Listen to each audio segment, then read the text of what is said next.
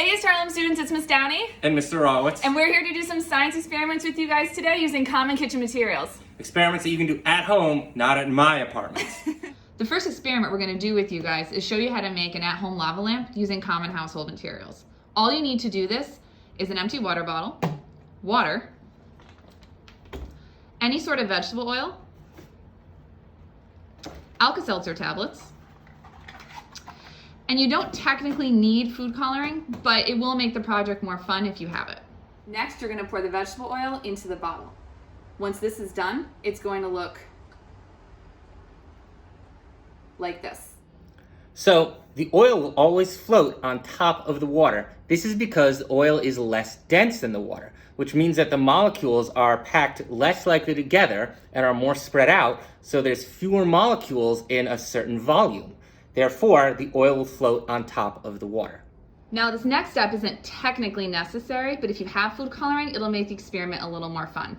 Add about 3 or 4 drops to your bottle. Notice it's going to start to sink all the way down into the bottom. Mr. Rawitz is going to shake it up just a little bit.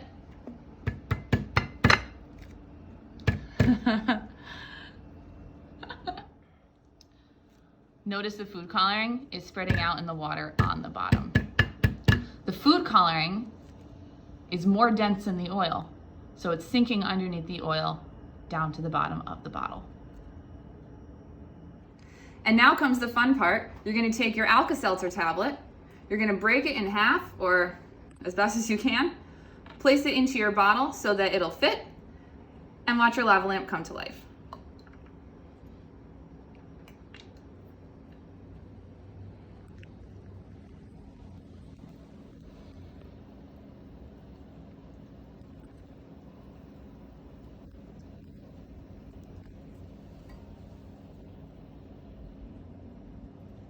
So, Alka-Seltzer has 2 ingredients, sodium bicarbonate and citric acid.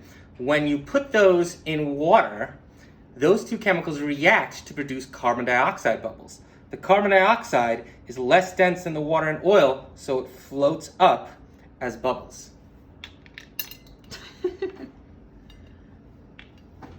No one saw that. And then you have your lava lamp. So you can catch these carbon dioxide bubbles with an ordinary balloon. If you've got a water bottle full of water and you add your Alka-Seltzer tablets, you'll see it's already producing carbon dioxide bubbles.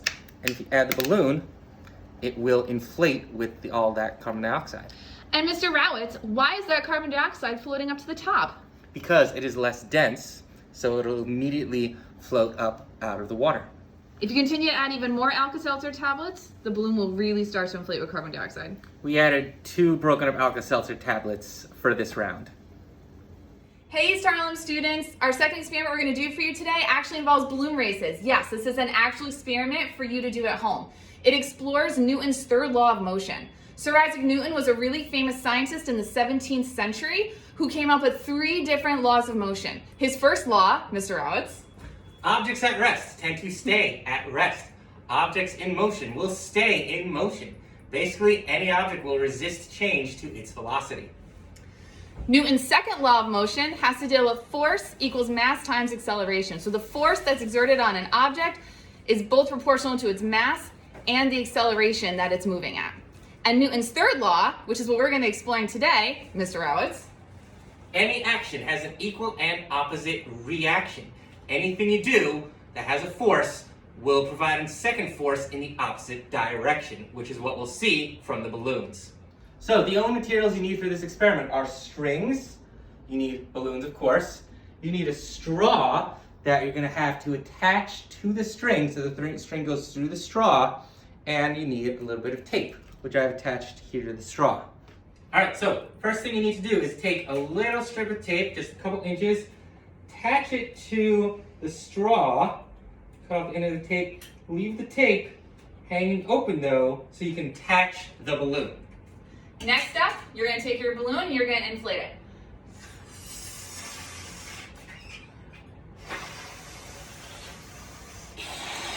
Make sure you inflate your balloon to be about the same size as your partner's so that the race is fair. Next, making sure the nozzle of your balloon is facing backwards, you will attach the side of the balloon to the straw with the tape.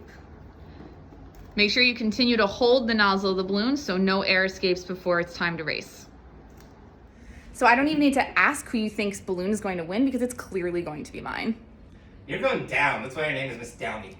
Wow, those are some clear fighting words, Mr. Rawitz. Bring it. I hope you can bring it. Make sure not to cheat and to release both balloons at exactly the same time. Which is exactly what Mr. Rawitz is going to do since I'm the one filming and he has to release both balloons. He's going to release them at the exact same time, correct? Correct. All right, here we go. Mr. Rawitz, ready? 3, 2, 1, go. Yes. Okay, you definitely cheated. I did not. There's no way that my balloon lost by that was much. just better. Yeah, okay. All right, so we're gonna talk to you guys really quickly about the science behind the balloon races activity that we just did. So Isaac Newton had 3 laws of motion, as we explained before the experiment began. The third law, which is what the balloon races showed, states that Any action has an equal and opposite reaction, meaning if you apply a force in a certain direction, there will automatically be a return force of the same strength in the other direction. So for our experiment today, when we blew up the balloon with air, as you let the air out of the balloon, it starts to move in one direction. It's going to move in one direction from inside the balloon into the outside air, the air that's filling up this room essentially. When the air is moving out of the balloon into the outside air in this room is actually pushing back against the air in the balloon. So for every action, there's an equal and opposite reaction, right? Newton's third law. So the action in this situation is the air coming out of the balloon in one direction. And the reaction is the air in this room pushing back against the air that's coming out of the balloon. It's this reaction, the pushing back of the air that's already in the room on the balloon, that's causing the balloon to propel forward. And if someone hadn't cheated, we would have seen both balloons come in at a reasonable I don't know what you're talking about. My balloon is just better. Also, this is the same force that allows us to be able to walk. It's what allows cars to go. It's the same thing that allows planes to go forward and even rockets to go into space. And it's the same force demonstrated when you let the balloon go. So we were going to end today's video with the balloon races until I was talking to Mr. Rawitz and realized he has never made ice cream in a bag before. Which is crazy because that's not only an amazing snack, but it's also full of amazing science that we can talk about on camera. You've never made ice cream in a bag. I don't know what you're talking about. So today, now, I guess it's my job to teach both you guys and Mr. Rawitz how to make ice cream in a bag. So to make ice cream in a bag, you need the following ingredients. Half and half. You can also use milk, but half and half is going to work better. It's going to be thicker and creamier, and it's going to lead to a better ice cream at the end. You also need salt, sugar, vanilla extract,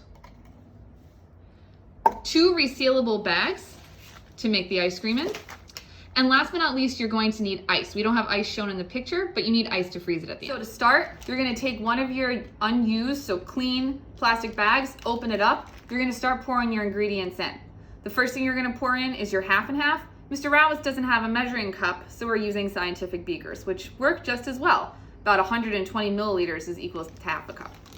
So we'll just pour that right in here. The next thing you're gonna do, we need a tablespoon, not teaspoon, tablespoon of sugar. So I'm gonna take 1 tablespoon. Sugar, make sure there's no sugar chunks. Put that into the bag as well. And last but not least, you need your vanilla extract. You don't need a lot of vanilla extract, you just need a little bit to get a lot of flavor. So I'm just gonna pour just a little bit in there. Seal it up. And then you can just quickly mix up the ingredients. Make sure when you seal your bag that there's no air bubbles left over in the bag. And how would you know that, Mr. Rawitz? You've never actually made this before. Science. Or just because you don't want your bag to pop and your ice cream to get everywhere. So in this bag we have ice and about 6 tablespoons of salt. Even more, I think it's like 6 to 10. All this together, the 6 to 10 tablespoons of salt, is what we're gonna use to freeze our mixture and make our ice cream. So, Mr. Rawitz has taken the ice cream solution and put it into the bag with the ice and the salt. He's going to shake this and keep it cold for about 20 minutes. He's usually 20 minutes? I have to do this for 20 minutes? Yes, Mr. Rawitz, 20 minutes. He's using oven mitts because it's going to get pretty cold. Make sure that you protect your hands when you do this. So actually, we found that we actually didn't have to shake this for 20 minutes. We've only been doing it for a few minutes and our ice cream is basically solidified. And Mr. Rawitz is going to be our taste tester. Go ahead, Mr. Rawitz. So wait, let me... Oh, that's great. And is it good? Awesome. Science! Yeah. Okay, don't eat all of it. I want some. Hey, 6th grade, remember this? Phase change diagrams? This has a lot to do with why the ice cream was able to freeze in our experiment today. The salt is the key for why we were able to make frozen ice cream out of liquid and solid ingredients. Normally, water freezes into ice at 0 degrees Celsius. However, with the salt, that freezing point is at a lower temperature, actually, 2 or 3 or 4 degrees below 0 Celsius. Therefore, when we put the ice cream in the bag with the salt and the ice, that salt and ice mixture will actually be below the freezing temperature. And thus, it will be cool enough to turn our mixture into ice cream. Bye, East Harlem students. We really hope that you guys enjoyed this video and that you're all staying safe at home. Try these experiments at home. Make sure to talk to your parents first and don't make a mess. EHS Science, out. Ah!